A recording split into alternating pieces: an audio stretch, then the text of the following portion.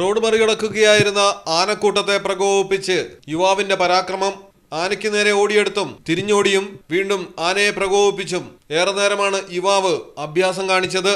ഈ സമയമെല്ലാം കാഴ്ച കണ്ടുനിന്ന യാത്രക്കാർ ബഹളം വെച്ച് യുവാവിനെ പിന്തിരിപ്പിക്കാനും ശ്രമിച്ചിരുന്നു.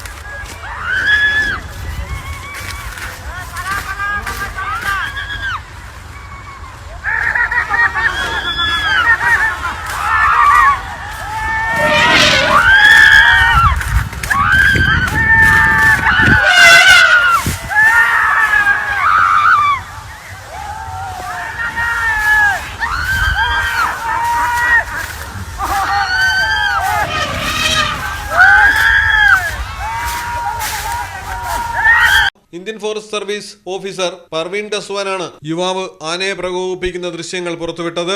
പ്രകോപിതനായ ആന നിഷ്ക്രിയമായി തുടരുകയില്ലെന്നും മനുഷ്യരെ കണ്ടാൽ അത് ആക്രമണകാരിയാകുമെന്നും വിനോദത്തിനായി ദയവ് ചെയ്ത് വന്യമൃഗങ്ങളെ പ്രകോപിപ്പിക്കരുതെന്നും പർവീൻ കസ്വാൻ മുന്നറിയിപ്പ് നൽകുന്നു. News desk Malayalam television.